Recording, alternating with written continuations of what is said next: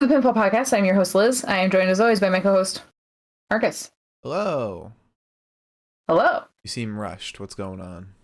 I thought that my notes would be open on my laptop when they were not open on my laptop. So now what I'm doing is opening up my notes on my laptop. Okay. Anyways, happy Dynamite Day. Yeah. Big old Dynamite. Mox is back. Cody's back. Cody's talking about forbidden doors. Really, Talking a lot. yeah, he's digging himself into that heel persona. The heel who thinks he's a face persona. Good Dynamite all around. I wouldn't say there was really anything particularly bad about it. You know, but it wasn't exceptional.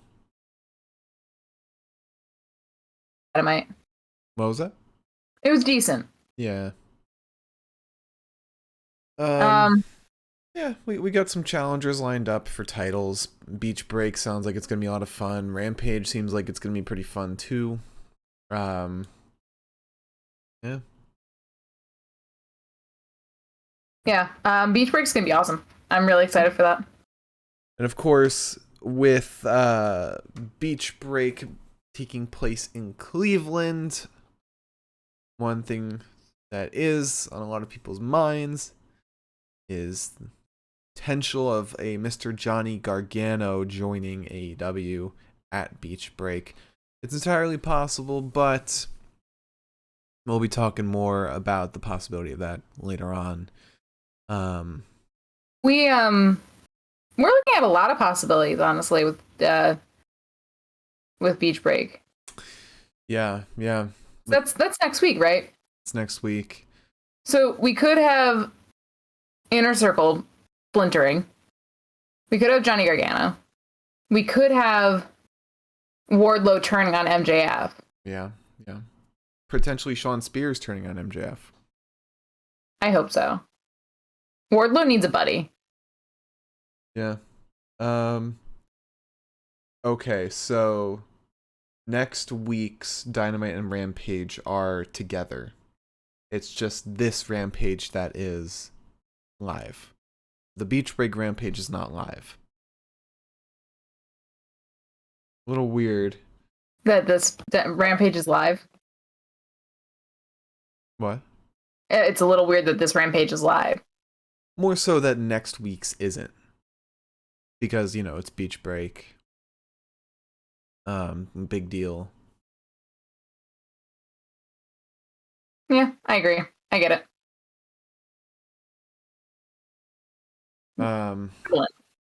What?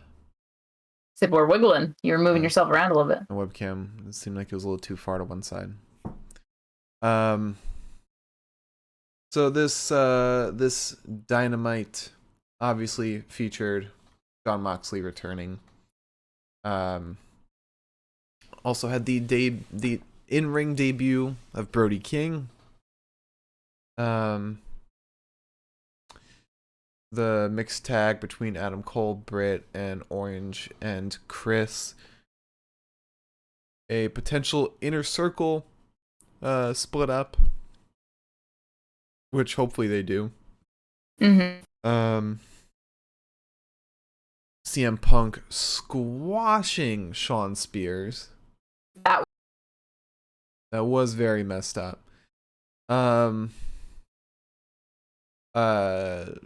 Gun Club putting themselves up as the next challengers for tag titles.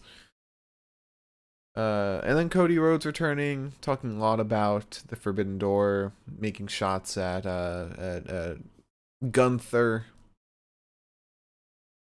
Anna Jay was announced to be Jade Cargill's first challenger. Then we had Lance Archer and Adam Page giving a promo before his match against Frankie Kazarian. Roppongi Vice challenged the Bucks. And some other big stuff that happened. Layla Hirsch turning heel. That's pretty cool. Attacking Chris and He Red. had, honestly. Sky Blue versus Serena Deeb. And then, Andrade officially joining the HFO. Instead of splitting the HFO, they add another member. Not the best decision, in my opinion. And then finally, the Acclaimed versus Darby and Sting. So yeah, pretty decent show. You want to talk about some news? Don't we? What? I said we do that, don't we? We do. Alrighty, tidy. Christ alive. I'm using the wrong trackpad. Oh, everything's going to shit here. Everything's going to shit. Is it? It is. I had not made my font grandma size. Oh no. All right. Where do we begin?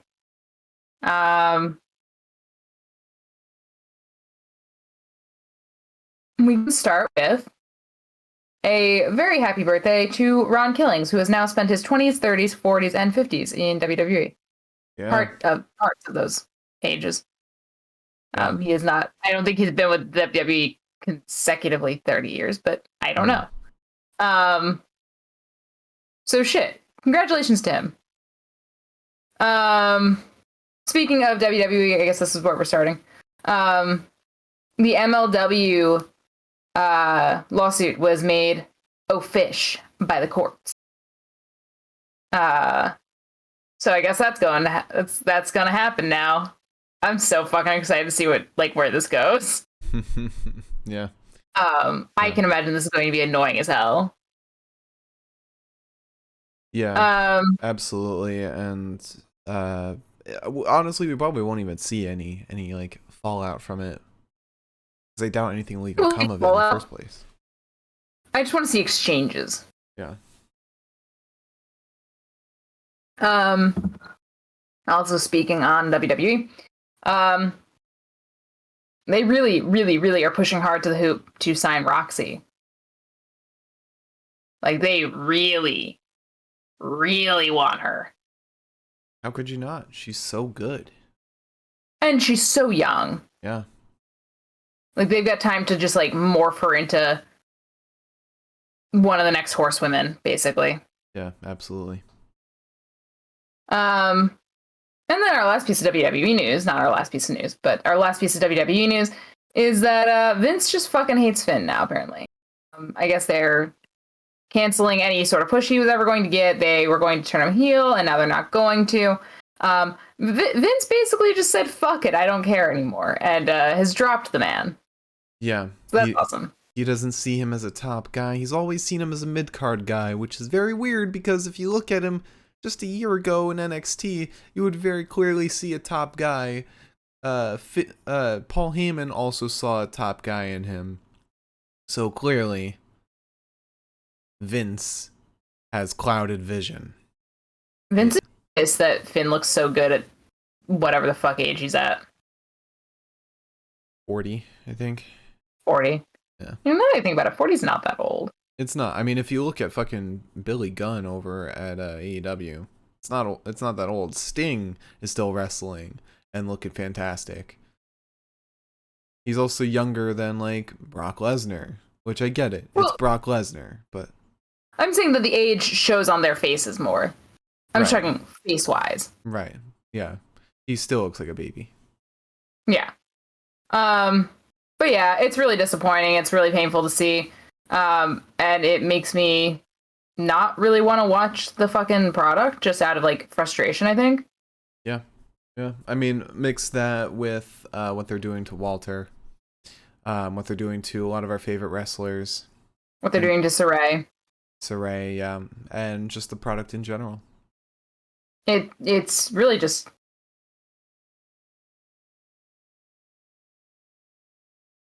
painful.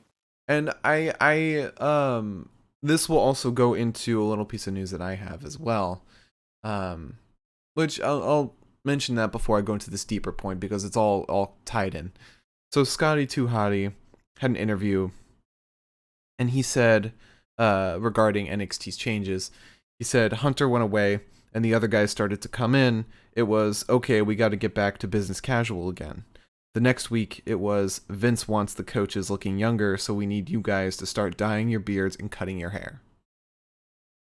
So clearly, there is a problem with anybody showing their age in the WWE.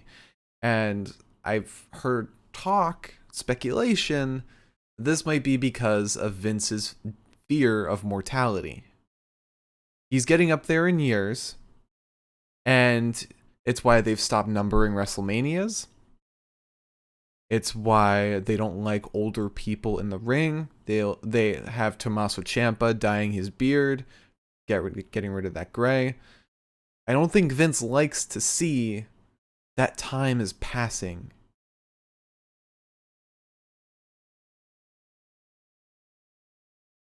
None of that was caught on the mic. Say that one more time. That's a very good point. Again, it's just speculation, so, but the dots are there to be connected. Yeah, no, you're making sense. It's just, I think this might be the problem with having an unhinged human being in charge of an entire company. Mm-hmm. Because then this shit happens and everyone's got to be like, when do we hit the panic button? Yeah. It should just go to Stephanie. Just give Stephanie the reins. Please. Never do it.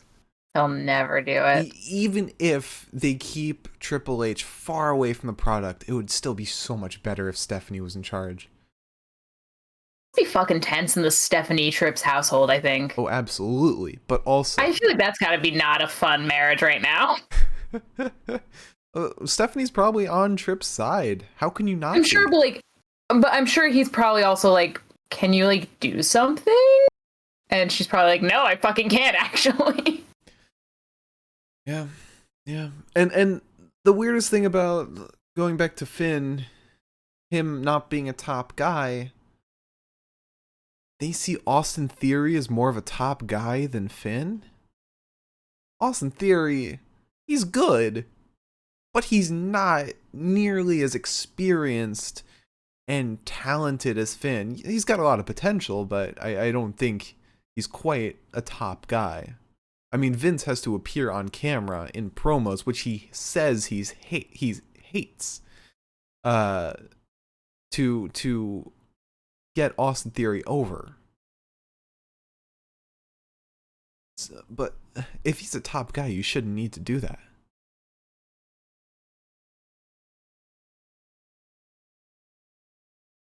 Why is none of this getting picked up on audio?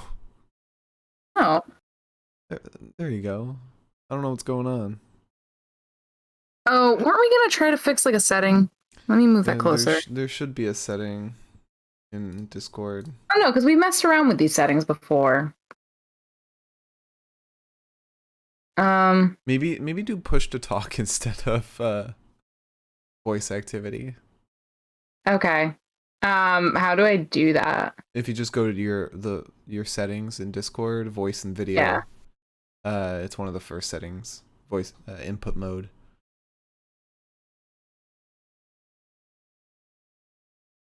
Oh, okay. We can figure out a better solution after the show.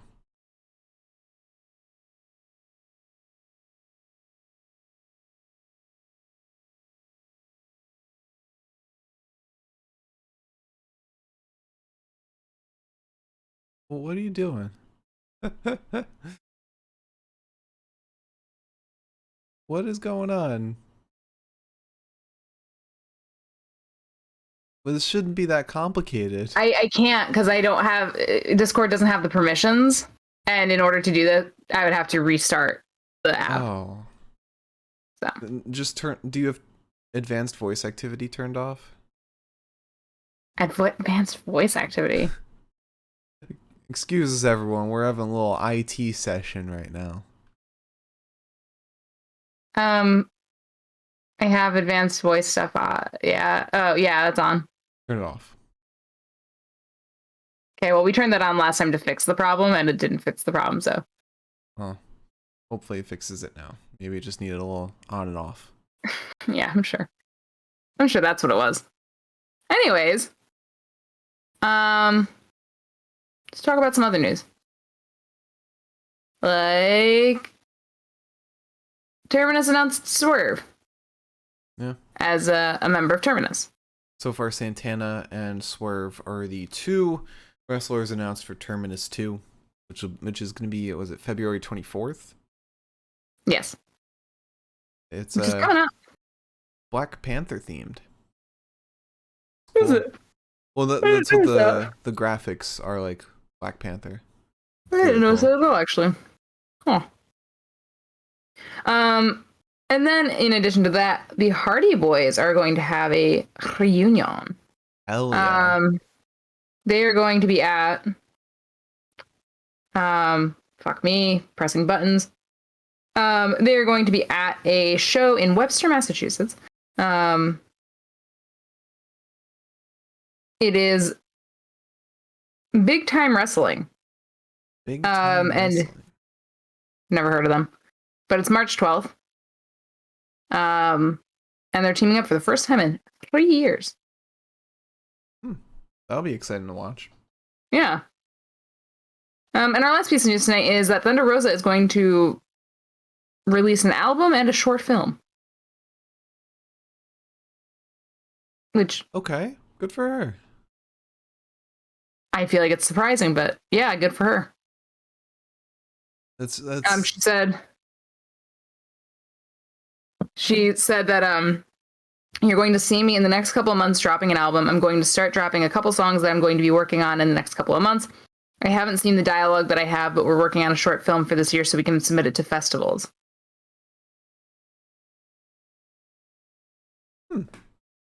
Very cool. So, very cool. Yeah. I hope she releases them publicly. The short film, at least. Yeah, I mean, I assume that's why she's talking about it. Mm-hmm. But yeah,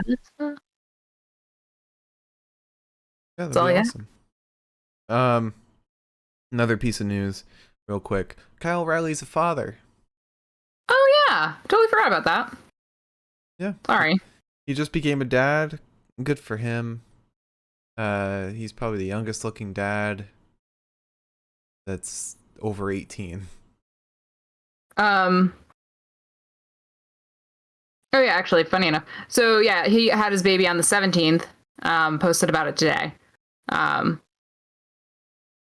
Which is just so funny. He's so private that like I don't think anybody knew that like that was happening. Yeah. Which is awesome.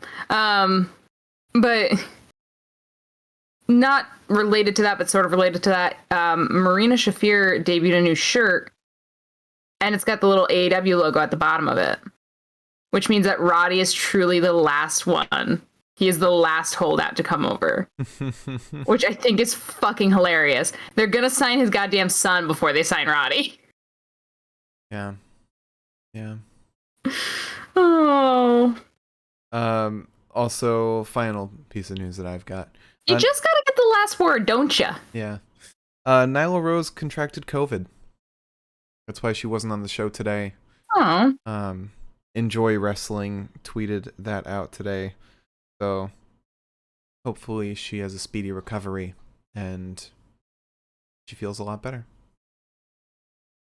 Yeah. Yeah. That sucks. But I feel like that's just like everybody now. Before I turn, I just hear that and I'm like, somebody compared it to like dodgeball where like you've made it so far, but like that front line is starting to thin out and you're like, ah! It's like if in dodgeball you can get hit twice though. Or 3 times. Yeah, it's like dodgeball, but like the balls are just getting thrown everywhere. Yeah. All right, you want to talk about today's episode? Yeah, but that's an important thing to remember, guys. You can get COVID multiple times. Mm-hmm. Don't be fucking stupid. Yeah. All right, so to start off the episode, Jon Moxley came out, getting that out of the way immediately. He says, "A little while ago, I fell asleep on a plane and didn't even know what city I landed in." Also, Mox looked fantastic. He looks great. Yeah. He looks like he lost some weight too. Yeah. Yeah. He said, "I had a dream. I was on the side of a road, hands and knees on the dirt, black cloud hanging over me. It was a demon that follows you around your whole life. He's laughing at me. Everything in your life is good. Nothing of that was supposed to happen. Did you really think you were going to make it out? Nobody gets through life unscathed. It's not the scars on the outside that matter, it's the ones on the inside. Sometimes we try to cover up scars and pretend they're not there. Those are the scars that make us the people we are. Nobody should be afraid to stand up and show who they are, scars and all. I'm sure there are plenty of people who doubt me or write me off. You can take all that shit and shove it right up your ass. I don't run from demons, I beat the shit out of them. Buckle up and get ready because we're going on a ride, baby. I'm gonna grab the world of pro wrestling by the balls and do whatever I want. I am truly free. I've been to hell. I wouldn't recommend it. There is no hell put upon me in this ring I haven't been through. I'm thirsty. You thought I was dangerous before, but these days all I drink is blood." Fucking great ass speech. And he immediately got heckled by somebody and just cursed him out, told security to throw him out. Yeah, no, he got heckled and he just said, "Fuck that guy." And I was like, yeah. Yep. But then outside of that one heckler, it was silent. Mm-hmm. Nobody was fucking saying a goddamn word. And I love that. Yeah. Yeah. That's respect, baby. It is. It is. So then we have MJF and Wardlow backstage. MJF apologizes to Wardlow because it's his birthday. But because he put his hands on him last week, he docks Wardlow's pay. But if Wardlow wins the ladder match, he'll get that pay back. And then we go to the ring for Adam Cole and Britt Baker versus Orange Cassidy and Chris Statlander. Yee, don't we just? Very fun match. Very fun. I genuinely think this should have been the main event. Yeah. But, Sting. You gotta put him in the main event, I guess. Alright. So we start with a weird, like, tagging in and tagging out kind of deal. Eventually we have Orange Cassidy and Britt. Cassidy does his, like, little kicks. Britt stomps on his foot. We end up getting Kristen. She hits Britt with a scoop slam and a little boop. Britt ends up tagging out. Statlander ends up disguising. What? Distracting. Disguising. Yeah, my mouth went DIS and I was like, well, I know what word comes next. That's like some WWE type shit. She disguised herself as Layla Hirsch. So Britt tags out, Cole gets in, Statlander distracts him, giving Orange Cassidy the chance to crossbody him off the top buckle. Cole ends up blocking a DDT, he gets a pump kick onto OC. Orange then still ends up getting the DDT anyways. He gets Chris gets in, hits a nice assisted vertical suplex from Mr. Cassidy himself. It was beautiful. He just casually shoved the suplex over. And then they go to the apron as Cole and Britt go to ringside. Orange calls for their double team move, which is just Statlander hitting a standing moonsault onto Britt and then Orange just belly flopping onto Cole. Hands in pockets. Nice. Called the Orange Splash. Always makes me nervous though. I'm like, you're gonna break your fucking nose, little man. Yeah. Can't catch himself. Orange and Statlander celebrate. They get jumped by Cole and Britt. We get a swinging neckbreaker to Statlander, and then a stun dog millionaire to Cole. Britt ends up saving Cole, stomps Cassidy while the ref is distracted. She hits like a spinning muscle buster, I don't know, like some shit like that to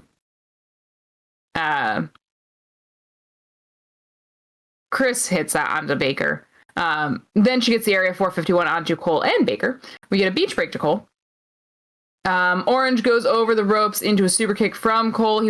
Cole wants the Panama Sunrise, but Chris Statlander pushes Orange into the ring. Cole's ready to hit Chris with the fucking Panama Sunrise. Like he's so ready. And then Britt comes out, does it herself. Cole gets down onto Orange, doesn't get the pin.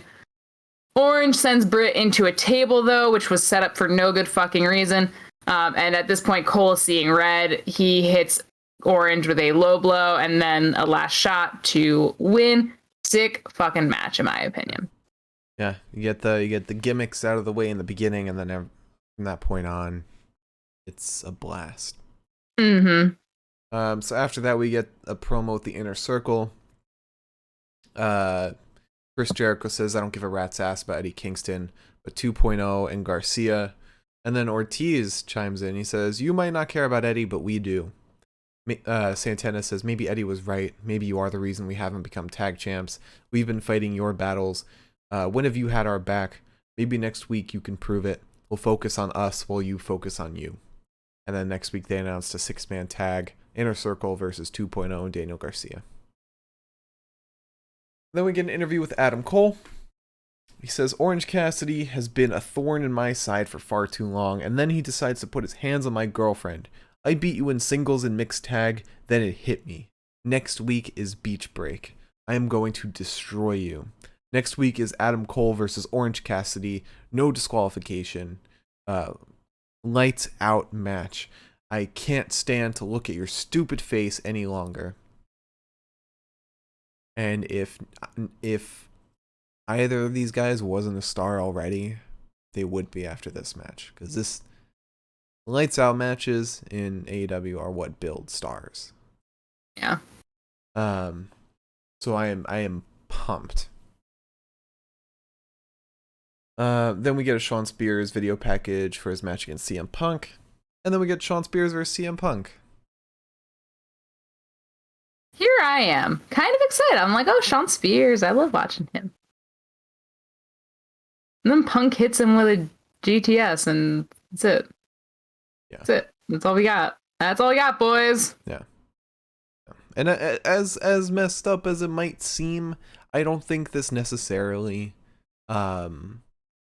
buries Spears at all. I think it just makes the GTS like a killer move.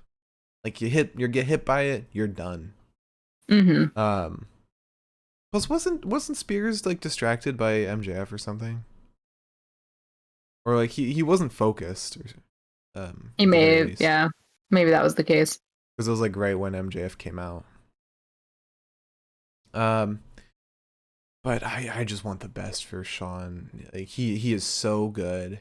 He could be a top guy. He could be. And yet. Yeah. We suffer. Yeah.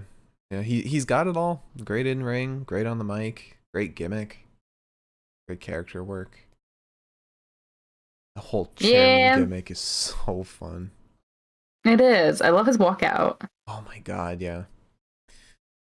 Alright, so then we have a promo between Billy Gunn and Christian Cage. Billy says, "My boys are ranked in the top 5, so I think they should have a shot at your boys' titles." Christian says, "There is no doubt of the talent they have, but make a statement, then we'll talk." And then Colton comes out of nowhere and attacks Christian. They both, Colton and Austin, throw Christian against the wall. And Austin yells at Christian saying, "Statement made." So that match will probably be happening soon. Probably the week after Beach Break, I would guess. Or maybe the Rampage of Beach Break. Yeah. Then Cody comes out. And he gives a very interesting promo. This was a lot. It was a lot. I took a lot of notes on this. So he says, "What do you guys want to talk about?" And then he starts giving a story of CM Punk's journey through pro wrestling. Everything from sitting on the stage, delivering the pipe bomb, to going to Ring of Honor, teaming with the Bucks, and all that. He says he would eventually wind up here. It is the comeback of the decade. It is absence in the void CM Punk left behind, but I did all those things.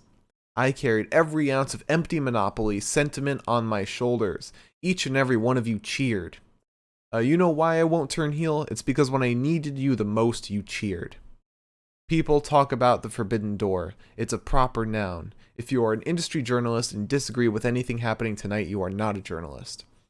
I was the one that built the forbidden door. It's got a point. I am gone for 2 weeks, and I see that the Bucks almost started the Wednesday Night Wars again with their feud against Red Dragon. He said doesn't want to see the Bucks end up in developmental. Yeah, I didn't care for the Redragon pot shots, but that's fine. I don't think it's pot shots at Red Dragon. I think it's pot shots at WWE for thinking NXT is developmental. Yeah. Okay. Says my friend Ricky Starks gets into a tiff with Jay Lethal. Talks about the lethal injection. And Malachi Black, a guy who hung 2 losses on my neck, and I hate 2 losses. I know we're not in the business of renaming people like Gunther McGillicuddy, or whatever it is. Oof, he's making points in this promo. You come to the business with a name like Brody, that shows balls. Speaking of Brody, of Darby, Miro, Sammy Guevara, these are men, a legacy of champions. Everyone had been conditioned that any title without World in it is a secondary belt. We don't have secondary belts. Only reason this is because there's 2. I think it's pretty clear what we do. I know Tony Khan has sent a contract in the mail to Sammy and myself. It's not the one I wanted, though. 2 titles, 1 champion, boy Sammy, what do you say? Great promo. The fact that he could turn the crowd from, like, booing him, telling him to shut the fuck up, halfway through, they're all cheering for him. Yeah, that was wild. Yeah, say what you will, but he is so good on the mic. And him mentioning all the stuff about the Forbidden Door a week before the Cincinnati show just makes me think maybe Sammy and Cody is when Johnny Gargano comes in. Or it might not be that point, but I feel like that's still alluding to somebody arriving next week, because why else would he be bringing up the Forbidden Door like this? Unwarranted. Maybe he's just trying to make headlines, though.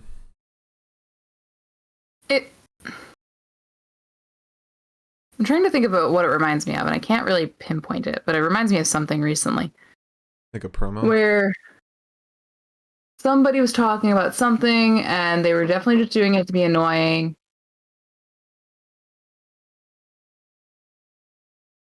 I don't remember what it was, but I basically what I'm trying to say is that this feels like he's saying shit because people are talking about him, and they're saying certain things about him, and he's like, well... He's like, well, how can I capitalize on this? And, you know. Yeah, it's possible. It's very possible. It also might just be my wishful thinking talking about Johnny. But, you know. Yeah, I'm sure that we'll see Johnny next week. I'm sure. Yeah. It's very weird that a show called Beach Break will be happening in Cleveland. Yeah. At least with no beaches. They've got, like, a beach. Don't they? It's of a lake. Well, a beach is a beach is a beach is a beach. Alright, so then Cody... Oh, no, that's... My bad. We just did that. Yeah, Cleveland is literally on the coast. Is it? Yes. I remember everyone talking about Cleveland, and it's very high lack of beaches. Well, if you see... Coast of what is that? Lake Erie. Oh, okay. That's what I figured. Okay. Yeah, it's something. It's technically a beach. So then we have an interview with Jade Cargill and Anna Jay. Alex Marvez says that Jade is having an open challenge and Anna is stepping up.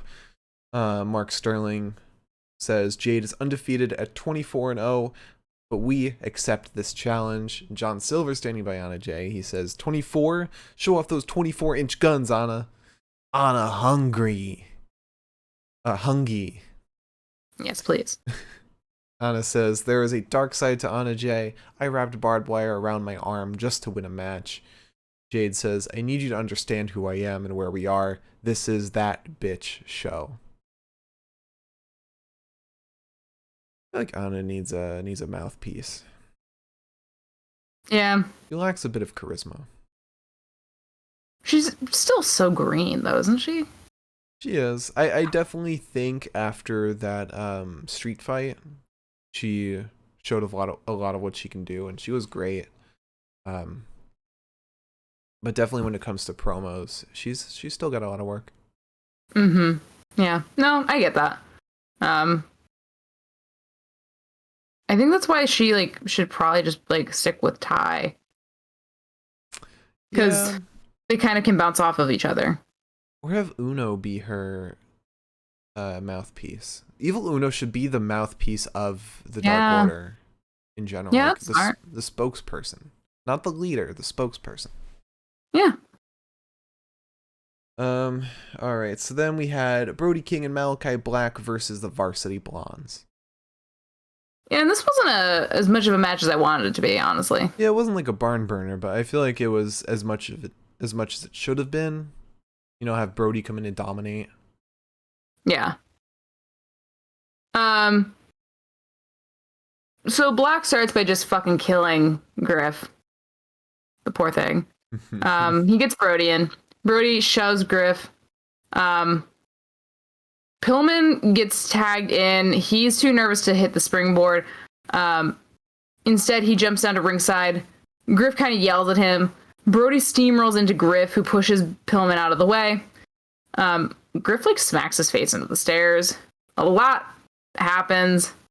We end up getting a leg sweep from a leg sweep from Black and a senton onto Pillman from Brody, and then what I guess they are calling a Dante's Inferno to win, which is their new. Yeah, very cool stuff. Brody looks great. And then after the match, Malachi gets on the mic and he says, members of the House of Black, please rise. And I was fully expecting Julia Hart to just just get up on the apron. Yeah. But no, Pac is on the Tron and he says, thanks to you, I have a new vision. I truly see you, Malachi. You are just the same as every other man in AEW, power hungry. You might have a few spells up your sleeve, but even the bastard is beyond your reach. I suppose this was the moment you expected me to bow down and call you master. I'm gonna make a martyr out of you. I feel like Malachi's gonna spit in Pac's eye one more time, and that'll really turn him. I don't think so. I don't think Pac's joining House of Black. I think it's exciting because, no. I think Pac is his own brand of crazy now, and I love that. Because I like the idea that he's I'm just going to out crazy the crazy. Yeah. Then if you were to give a third member to the House of Black, not Julia. We'll say Julia's already added to the group. So a fourth member. A fourth member to House of Black. Who would you add? Not to put you on the spot. Feel put on the spot. Dude, put Lance in. Huh? Lance. Yeah. He's scary, tall, and beefy. Okay, good. I think it'd be hot. Lance is a good choice. I would want a good singles guy. Because Malachi and Brody, they're a tag team. They got that covered. I already said Lance, so. Yeah. I'm just thinking a great singles guy. Um, who's everyone speculating would be added to the House of Black? Obviously, Pac was one of them. Pac and Danhausen. I could not see Danhausen join. I've said this a bunch. It'd be funny as fuck, though. It would be really funny. What if Sting joined? Stang. He's like, fuck Darby, I'm done. Little dorks got me into too much trouble. Honestly, it should be Matt Hardy. That'd be cool.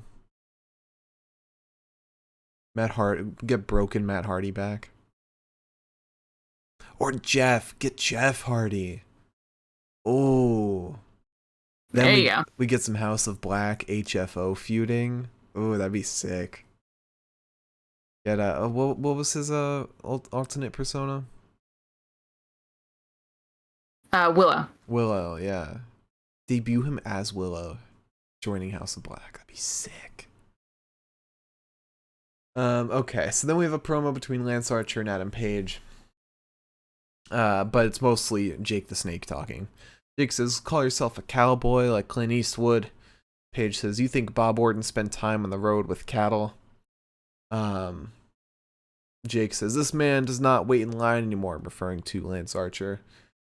Page says, want a shot at the title? Come take one. And then Lance says, you mean nothing to us. When it comes time, you will bite the dust. And then we get Brandon Cutler Cam. And he's like, Bucks, where are you? He's just recording in an open room. But then Roppongi Vice walk in. Rocky says, keep that camera rolling. Week after week, the best friends have been losing to the elite. Remember the time we beat the Bucks at Tokyo Dome? We are the guys to beat the Bucks. We're putting out the challenge. Friday on Rampage, Roppongi Vice reunites. Even though, the Lucha Bros have already beaten the Bucks. You'd be the second people to do it. Actually, Bucks will probably still win, so it'll be Red Dragon that's the second to do it. So Roppongi Vice can be the third. Yeah, I'm just excited. We're getting a little more NJPW shit. Yeah, more NJPW shit, more feuding between tag teams that's not for the title. Yeah. Love it. Yeah. The women's division seems to be climbing up there too, with more non-title feuds. It's great. All right, now we've got Frankie Kazarian versus Lance Archer. Such fun. We get an elbow to Kazarian and a forearm to the back of his head. I wasn't paying attention to part of this match. I was just staring. What are you going to do? Lance ends up stomping on Kazarian for a little bit, hits him with a huge suplex. At one point, he just screams, fuck you, to a fan, I think. And I was like, yeah. Lance. Frankie ends up countering a chokeslam, lands on his feet. He gets a few good hits on Archer, but after his leg drop, Archer gets a chokeslam onto Kazarian and hits the helicoaster and then successfully hits the blackout to win. Hell yeah, hell yeah. Yeah. And then Dan Lambert comes in the ring. Says Adam Page isn't ready for this. He isn't old enough for this. Lance grabs the mic. He says, enough of this cowboy bullshit. I'm going to show you what I'm going to do. And then he puts a chair outside the ring, grabs Kaz, is about to do a blackout onto the chair. Before Adam Page comes out, slaps Lance. They start brawling. Page smacks Lance with a cowboy boot and gives a bunch of rolling elbows to Lance to get him out of the ring. God, I saw a little bit of, going back to something real quick, I saw a little bit of speculation on what could potentially happen with Johnny. Oh. Because the lights out match between Cole and Cassidy doesn't affect their records, Cassidy will probably win. And probably with the help of Mr. Johnny Gargano. Because him joining the best friends makes a lot of sense. I would love him to potentially be a heel because he did such great heel work in NXT. But it would be so fun if he joined the Best Friends. Yeah, that'd be really cool. Would be a lot of people. I don't know if I would friends, like. Though. Yeah, that's my one reservation on that one. What is it? It's Orange, Trent, Yuta, Chuck, Chris, Rocky. No. Yeah, sort of. And now potentially Johnny. So that's seven. That's 7 people. That's a lot of people. It's a lot of people. Yeah, I think at the very least maybe he comes out and he's like, he does it because he fucking hates Cole instead. Oh yeah, yeah. I think that would make more sense. Yeah, or you know how AEW loves to be like, well, you remember that last place we were, you know. Oh, Adam Cole's definitely losing that match though. Definitely.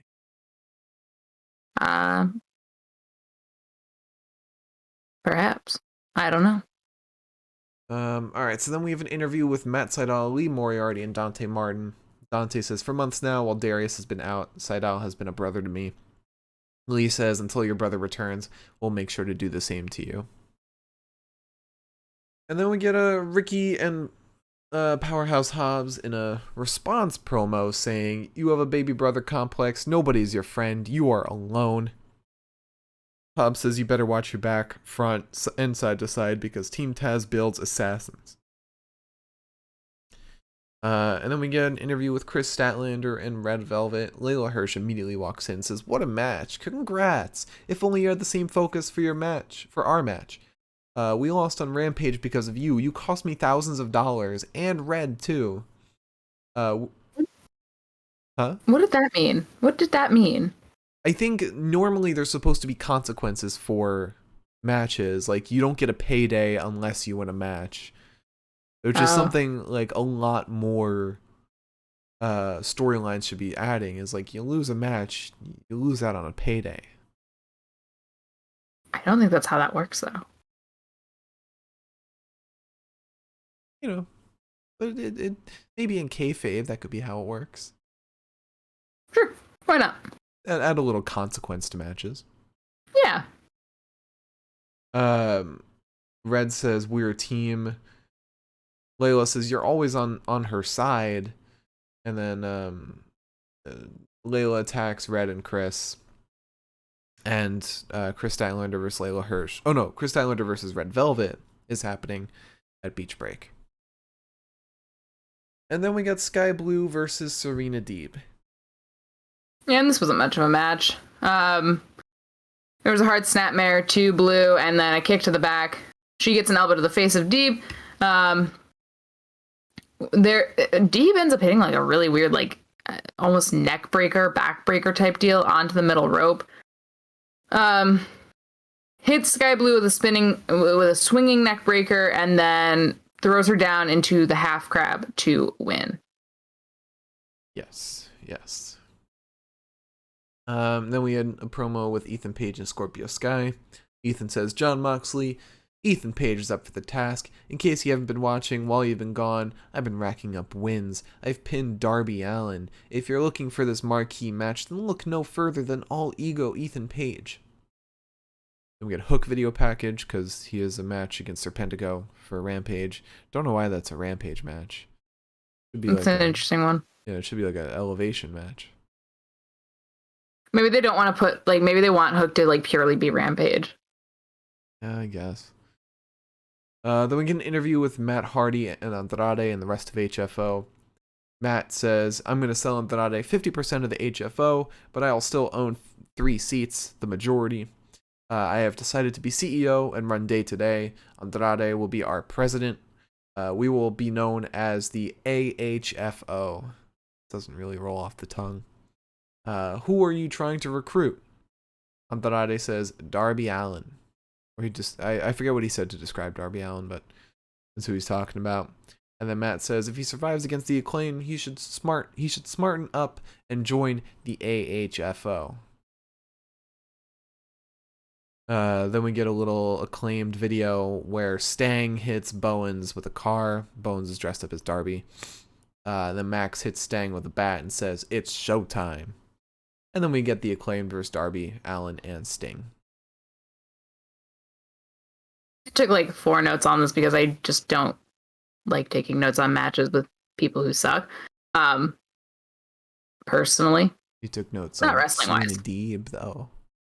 Yeah, and I don't like her either, but like that was harder to not take notes on. Because that was a singles match. Anywho. We get a chair to the throat of Mr. Allen to start the match off. I don't even think the match had actually started at that point. And this makes it so Darby is out of commission for the whole match, it seems. It seems like Sting is just going to have to fight both of the Acclaimed. Does it somewhat successfully.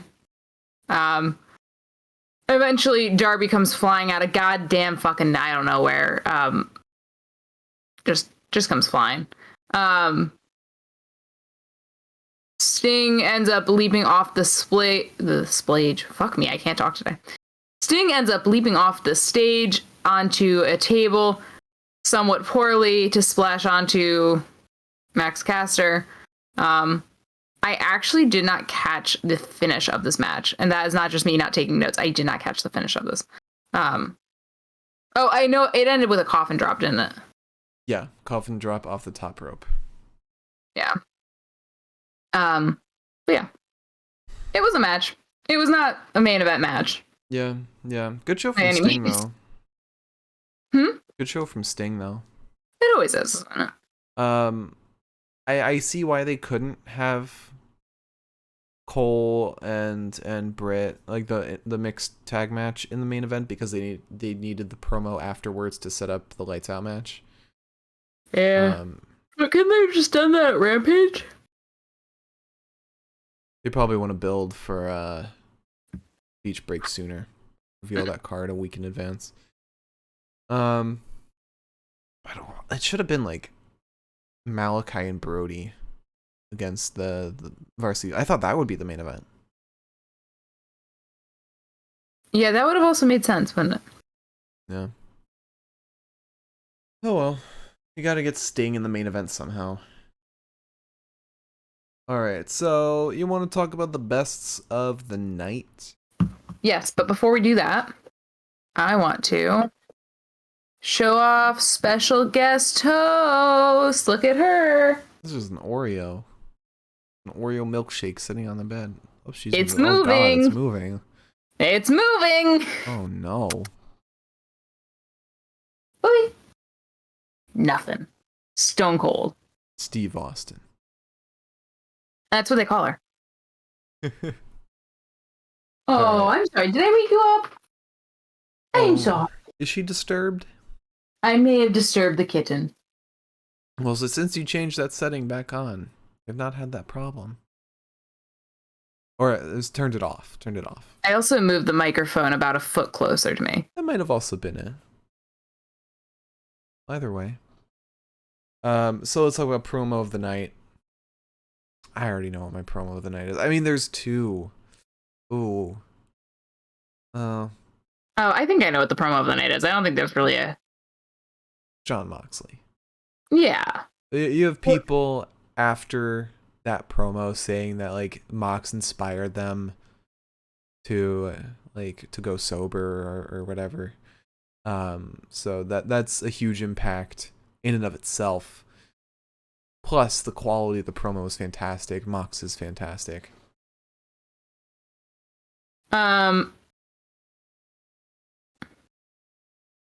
What was going to be your other one? What was the other one that you were kind of debating with? Cody. The way he turned the crowd from literally telling him to shut the fuck up to cheering him. Oh, yeah. No, that's a very close second. Mm-hmm. But yeah. Mox, of course, gets promo of the night here. Alright, so let's talk about wrestler of the night. I don't know about this one. I don't know about this week. Wasn't too much impressive wrestling happening. It was a bit. So 3 options. Chris Statlander, Adam Cole, and Sting.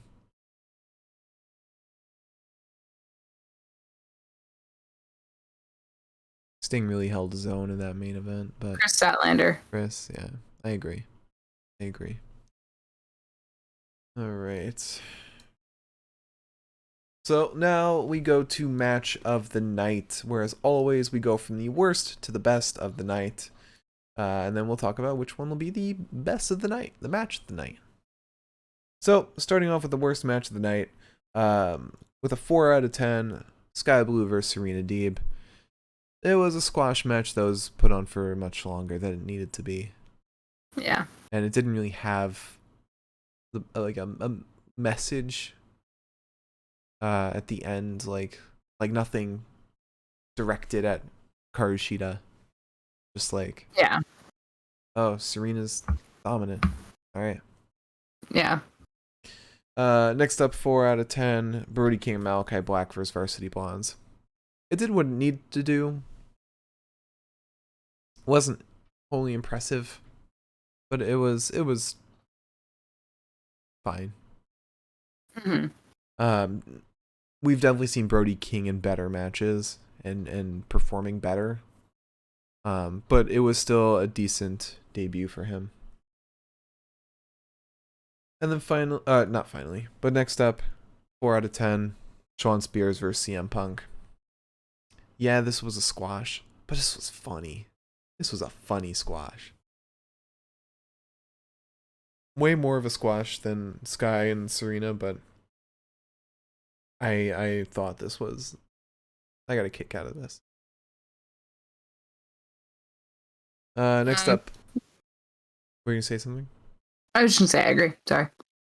Next up, 5 out of 10, The Acclaimed versus Darby Allin and Sting. I don't know about Darby and Sting winning. I feel like it should have been The Acclaim that won. I feel like they're just having Darby and Sting win because it's Darby and Sting. They could have definitely just had The Acclaimed win after taking out Darby in the beginning, and Sting fights on his own. And also Darby no-selling the neck injury. Yeah, that was match. stupid. That was lame. Like he held his neck once, and that was like right when he came out. But you would think doing a coffin drop off the top ropes would aggravate a neck injury. My only thing is that he's like, "Oh, I'm Darby Allin, so I don't care." Yeah. Which is bullshit still. Sorry. Next up, 5 out of 10, Frankie Kazarian versus Lance Archer. This was better than it had any right to be. I feel like this was like directed to be a squash, but it wasn't. It definitely wasn't very impressive because it feels like Kaz didn't really fight back at all. It was just Lance tearing him apart through the entire match, but still pretty fun, pretty decent, not bad. Next up, my pick for match of the night, final match, Adam Cole and Britt Baker versus Orange Cassidy and Chris Statlander, 6 out of 10. It was fun, you know. That's all really needed to be. I mean, the table spot was a bit unnecessary, bit goofy, but you know, it was fun. I concur. Great. So, to run it back, promo of the night, Jon Moxley returns. Wrestler of the night, Chris Statlander. Match of the night, Adam Cole and Britt Baker versus Orange Cassidy and Chris Statlander. All right, Elizabeth, do you want to answer some questions? Do we have questions? We do have questions. I just need to pull them up. Well, howdy. If you have a question in the chat, or if you have a question, you're watching on Twitch right now, leave it in the chat, and we'll get to it. Well, normally I would say this during the best of the night, but leave a question in the chat. If you're watching on YouTube, leave a comment. We'll get to it in the next episode. If you're listening on Spotify, join us at the live show, twitch.tv/the Pinfall Podcast, to chat with us live and ask us questions and join in the discussion. I've got the questions opening right now. It's just taking a second. Bing. Let's see. Chrome is really being slow. Okay. All right. We answered that one already. So on last week's Dynamite, Milam asked, not a question but a hot take. I don't really get Dante Martin. He does some crazy stuff. He does do some crazy stuff in the ring, but he's kind of a black hole of charisma. I think that's what makes him very cool, though. He's very young. He's improving on the mic like every week. He's got so much potential. He's gonna be incredible one day once he can build up that charisma. I enjoy watching him. Mm-hmm. I don't get him. What do you mean you don't get him? Honestly, I just don't. I don't know if I ever see him being like a top guy.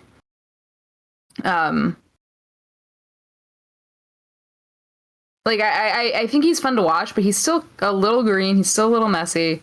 I think that and it worries me because he does a lot of high risk shit. Mm-hmm. And I think that all comes down to him just being so young. Like how old is he? Let me see. I think he's younger than us. Dante Martin. Actually might be our age. He's 20. Oh, that's a weird site. Let me check Wikipedia. Why is there no like Wikipedia article on Dante Martin? That's so weird. There isn't always. There's a lot of wrestlers who don't have Wikipedia articles. Oh, cage match. Yeah, he's 20. Damn. He's very young, but where he is right now, performance-wise, it's amazing for his age. I didn't realize he was such a baby, honestly. Mm-hmm. So I guess, you know what? I'll rescind my argument there. He's got time. Mm-hmm. He has time to improve, I think. And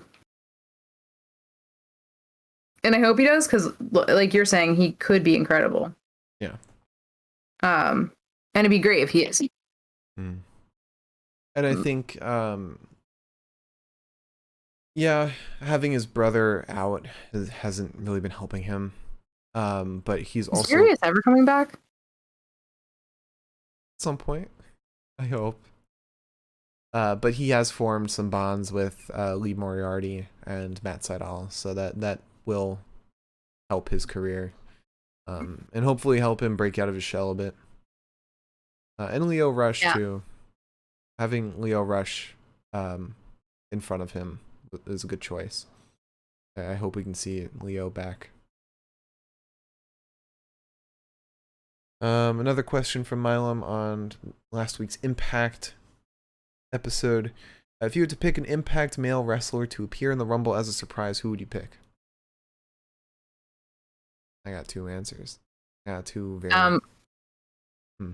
You froze the entire question. Oh, did I? Yes, I had more to say about the last question, but it's fine. I just want to know what this question is. No, you could say what you want to say about the last question. All I was saying was just I didn't realize how young he was. So now I feel bad about my comments because if I had known that he was a literal baby, I would have been like, oh, he does have time to improve. But anyways, hope he does. I do. Because he really does have, now that I know that, you're right, he does have a lot of potential to become one of the best. Yeah. Anyways, he could be an Adam Cole one day. Maybe even better. So on last week's Impact, Milam asked, if you had to pick an Impact male wrestler to appear in the Rumble as a surprise, who would you pick? I got two easy ones. I've got one easy one at least. You go first. I would like to choose Well, oh, would I like to choose them? No. Maybe you go first. All right, I've got 3 actually. 3 that Oh, would wow. be Okay. fantastic. Okay. Matt Cardona, Yeah, okay. Moose, Oh, and W. Morrissey. he would never go back there, I don't think. I think he would. I don't think he's got the best memories tied to WWE. We thought Mickie James wouldn't go back, and here we are. Sammy. Like, if Sammy were capable of wrestling, I'd say Sammy. You don't think he would see WWE as too soft? Listen, Milam just asked if we could pick anybody. Oh, okay. He didn't say what was the most realistic option. Fair. Okay, so with that in mind, I'm gonna pick Matt Cardona. Okay. Yeah. No, I think Sammy would be really cool. Oh,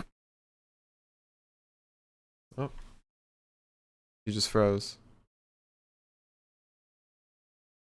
Liz, you froze. Oh no.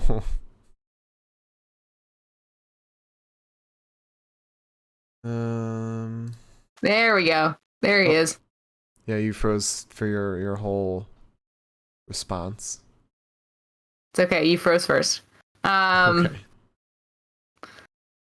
I said Sammy because I think it'd be cool. I also think it's because I kind of miss him, even though he annoys the shit out of me. But with that said, I think also like Ace Austin could be really cool. He could be. Yeah, he could be pretty cool. Imagine, just for the sake of this reunion, Trey Miguel and if MSK is in the Rumble, that Rascals reunion. Imagine Heath Slater and I get my 3MB reunion and Drew McIntyre looks like he wants to jump off a cliff. You're assuming they remember Jinder Mahal to even have him be in the Rumble. He'll probably be in the pre-show for the Rumble. I'm super excited that the Rumble is coming, though. It's kind of like, for me, that's like the end of the holidays. Yeah. That's like when everything that I'm excited about going into the new year is gone. Mm-hmm. And then I'm just like, well, fuck. And then we have WrestleMania Chamber to look forward to. Yay. Yep. In Saudi Arabia, of all places. Yep. And then we have WrestleMania itself, which I'm actually not that excited about at all. Really? Yeah. I think they've got a lot of good matches lined up.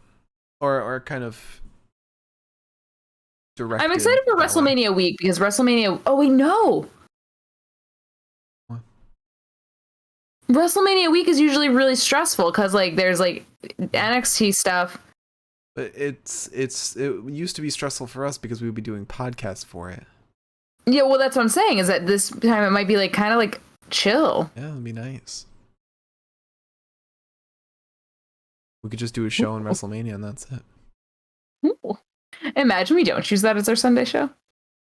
The biggest wrestling show of the year. We don't choose it. We just choose some fucking like indie bullshit. It's like a fucking JCW whatever lead up show NJPW is doing at the time. Yeah, like a Road to some bullshit. Tag 4. No, wait, let's just do it on NXT 2.0. Oh no. NXT UK. Oh god, that's our Sunday show for that week, guys. Oh, it's only a 10-minute video? Oh no. Whoopsie poopsie. Which, speaking of our Sunday show, join us on Sunday for our coverage of GCW's The World on GCW. That AEW sort of fucked them over on. Did they? They were advertising Mox's first match back. Yeah, when As Mox's his first match back. is Friday.